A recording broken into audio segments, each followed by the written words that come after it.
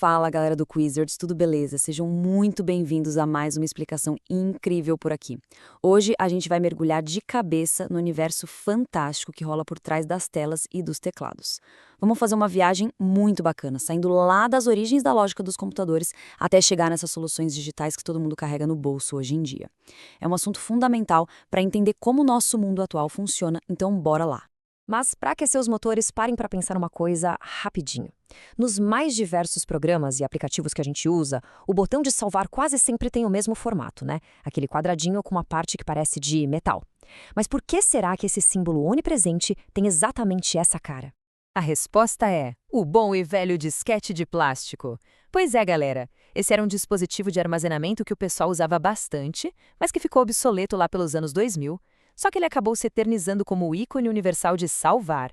É um lembrete muito legal de que a tecnologia super avançada de hoje, na verdade, foi construída em cima de uma base que vem evoluindo há décadas. E é exatamente essa evolução que a gente vai desvendar agora. Beleza, vamos dar uma olhada no nosso roteiro de hoje? 1. A história da computação. 2. Algoritmos e busca binária. 3. Armazenando informações digitais. E 4. Construindo soluções digitais. Número 1. A história da computação. Gente, é simplesmente impossível falar de computação sem destacar a genialidade absoluta do Alan Turing. Ele é conhecido como pai da ciência da computação. Lá na época da Segunda Guerra Mundial, o Turing teve uma missão crucial: decodificar mensagens secretas dos alemães, que usavam uma máquina super complexa chamada Enigma. O trabalho genial do Turing para quebrar esse código não só ajudou a vencer a guerra, como os métodos que ele desenvolveu criaram a base literal para o que a gente chama hoje de lógica computacional. Parte 2. Algoritmos e busca binária. Agora, sabe o que é muito doido aqui neste slide? É a diferença absurda de velocidade entre as formas de procurar uma informação. Imaginem que a gente precisa achar um número numa lista. Se o computador usar a busca linear, ele vai olhar um por um. Numa lista pequena, isso pode levar até 7 tentativas.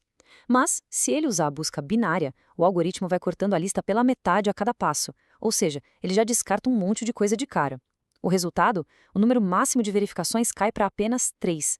É justamente essa sacada matemática que faz com que os computadores de hoje façam cálculos mega complexos em frações de segundo. Número 3. Armazenando informações digitais. No fim das contas, tudo no mundo digital se resume a uma paradinha chamada bit. O bit é a menor unidade de informação e só pode ser 0 ou 1. Parece super simples, né? Mas quando a gente junta 8 bits, a gente forma um byte. E aí a mágica acontece. Com 8 bits, a gente consegue armazenar 256 informações únicas. Essa é, literalmente, a base de tudo que está rolando no celular ou no videogame de vocês. E aqui vai uma curiosidade fantástica que resolve aquele mistério clássico. Sabe quando a gente compra um celular e o espaço de armazenamento parece menor do que o que estava escrito na caixa? Então, isso não é defeito, não. Acontece porque no dia a dia a gente usa a matemática decimal, onde quilo significa 1000. Só que o computador pensa em potências de 2. E 1000 não é potência de 2, mas 1024, sim. Por isso foram criados os prefixos binários corretos, KIB, MEB e GB. Então, se o seu celular diz que tem 128 GB de fábrica, o sistema dele, na verdade, lê 128 GB, e isso dá aquela diferencinha na contagem final. Faz sentido, né? E para levar todos esses dados de um lado para o outro? Bom, a gente já falou do disquete, mas depois dele veio o pendrive, que foi uma ponte super prática entre aquela era antiga e o mundo conectado de hoje. Até hoje, ele é uma mão na roda para transferir arquivos pesados, principalmente se a internet não estiver ajudando. E, finalmente, número 4, construindo soluções digitais. Tudo isso que vimos até agora serve para criar os programas que usamos. E dependendo da necessidade, esse software chega de um jeito diferente para as pessoas. A gente tem os aplicativos de celular, que são ótimos porque muitas vezes funcionam até sem internet. Temos as páginas web, que não gastam o armazenamento do aparelho, tipo quando a gente vai numa loja virtual. E temos também os sistemas embarcados. Esses são muito específicos, feitos para rodar dentro de um aparelho físico, tipo aquele medidor de glicose, sabe? O programa está ali, embutido no funcionamento direto dele. Claro que para criar essas soluções todas, alguém precisa escrever as instruções. E isso é feito com linguagens de programação.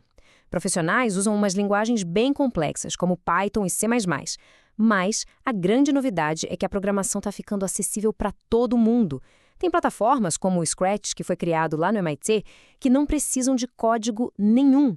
É isso mesmo. Qualquer pessoa pode criar joguinhos e animações usando só os blocos visuais, que nem montar um quebra-cabeça. É uma revolução incrível. E pensando nisso, que outros problemas do dia a dia a gente vai conseguir resolver agora que qualquer um pode criar um programa? Fica aí a reflexão para vocês. Mas calma que não acabou. Chegou a hora do nosso quiz rápido para ver quem prestou atenção de verdade. Serão 5 perguntinhas. Preparados? Bora lá. Pergunta 1.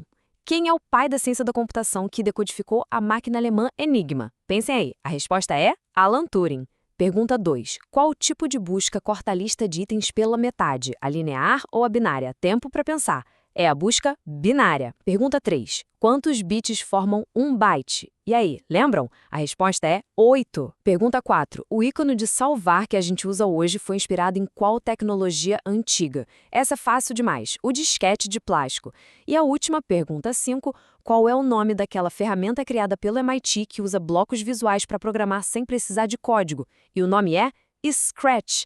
E aí, galera, gabaritaram nosso quiz? Conta pra gente!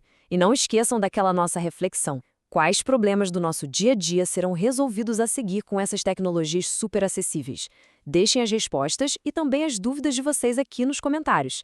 E se curtiram a jornada, já sigam o canal Quizarges, ativem as notificações no sininho e deixem aquele like para fortalecer. Um abração e até a próxima análise!